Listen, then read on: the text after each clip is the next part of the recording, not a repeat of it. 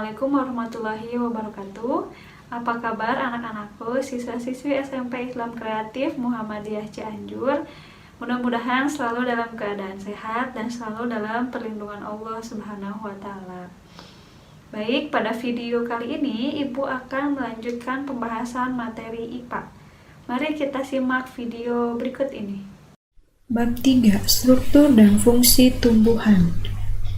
Pertemuan pertama, tujuan pembelajaran yaitu memahami hubungan struktur dan fungsi organ vegetatif dan generatif tumbuhan, yaitu akar, batang, daun, bunga, dan biji.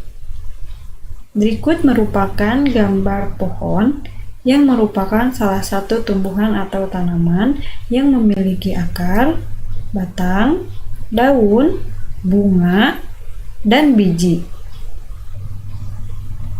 Daun, batang, akar merupakan organ vegetatif yang berperan dalam pertumbuhan dan perkembangan. Sedangkan biji dan bunga merupakan organ generatif yang berperan dalam perkembangbiakan tumbuhan. Yang pertama ada struktur dan fungsi akar.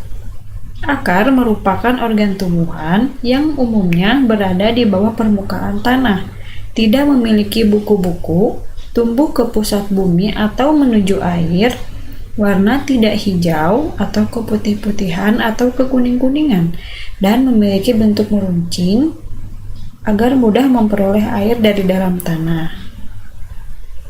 Berikut fungsi akar. Yang pertama ada menambatkan atau mengkokohkan tubuh tumbuhan pada tanah atau medium tumbuhnya, menyerap air dan mineral dalam tanah atau medium tumbuhnya, menyimpan cadangan makanan, dan menyerap oksigen atau bernafas.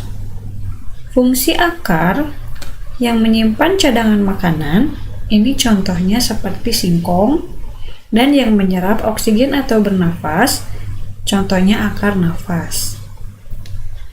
Gambar A merupakan akar serabut, dan gambar B merupakan akar tunggang. Selanjutnya ada struktur dan fungsi batang. Pada umumnya, batang berbentuk panjang bulat seperti silinder, memiliki ruas-ruas atau internodus yang dibatasi oleh buku atau nodus. Fungsi batang yang pertama menyokong bagian-bagian tumbuhan yang berada di atas tanah, sebagai jalan pengangkutan air dan mineral dari akar ke seluruh tumbuhan, sebagai jalan pengangkutan makanan dari daun ke seluruh tumbuhan, dan tempat menyimpan cadangan makanan seperti tanaman tebu. Gambar A merupakan pohon bambu. Di sini ada buku atau nodus, dan ada ruas atau internodus.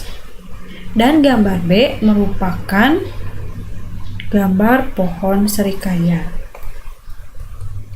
Berikut merupakan gambar tumbuhan yang menyimpan cadangan makanan di batang. Yang pertama ada tebu. Dia berbentuk silinder, memiliki buku atau nodus, dan pasti memiliki ruas atau internodus. Yang B merupakan gambar kentang, di mana kentang itu merupakan batang. Dan di dalam kentang, jika dilihat secara mikroskopis, terdapat sel penyimpan cadangan makanan atau amilum. Dan di sini ada butiran amilum.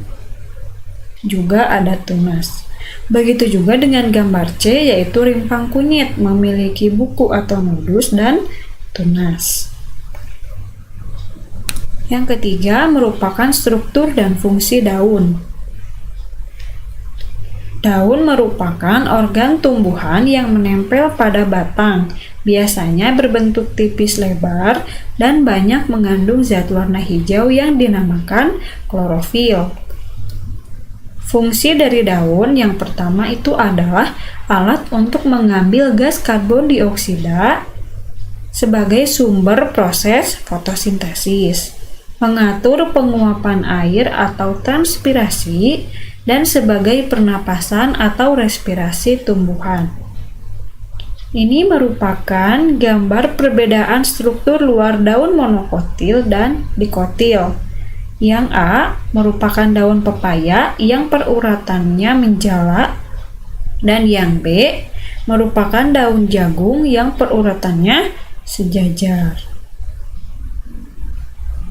Berikut merupakan reaksi proses dari fotosintesis. 6CO2 atau karbon dioksida diperoleh dari udara yang ditangkap oleh daun, ditambah dengan 6H2 atau air yang dihasilkan dari tanah yang diserap oleh akar. Dengan bantuan cahaya sebagai energi yang ditangkap oleh klorofil atau zat hijau daun akan menghasilkan C6H12O6 atau glukosa dan 6O2 atau oksigen. Glukosa nanti akan disusun menjadi zat pati atau amilum melalui reaksi polimerisasi yang disimpan dalam akar, contohnya tanaman singkong, disimpan dalam batang, contohnya tanaman sagu, dan disimpan di buah, contohnya tanaman padi. Yang keempat, ada struktur dan fungsi bunga. Secara umum, bunga tersusun atas dua bagian utama. Yang pertama, ada perhiasan bunga, yaitu mahkota atau corolla, kelopak, dan tangkai. Yang kedua, ada alat reproduksi bunga, yaitu putik dan benang sari. Gambar bunga ini merupakan gambar bunga lengkap karena dia memiliki bagian-bagian bunga secara lengkap. Sedangkan jika ada bunga yang tidak memiliki salah satu saja bagian dari bunga lengkap, dinamakan dengan bunga tidak lengkap.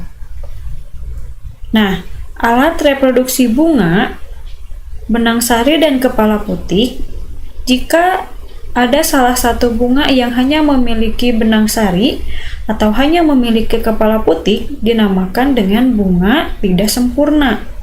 Tetapi kalau bunganya memiliki benang sari dan kepala putik, berarti dia termasuk bunga sempurna. Pada tumbuhan monokotil, memiliki bagian-bagian bunga seperti daun kelopak, daun mahkota, dan benang sari berkelipatan 3, sedangkan pada tumbuhan dikotil berkelipatan 4 atau 5. Dan yang terakhir yaitu struktur dan fungsi buah dan biji. Di sini terdapat gambar buah mangga, di mana buah mangga ini memiliki kulit buah, daging buah, dan biji.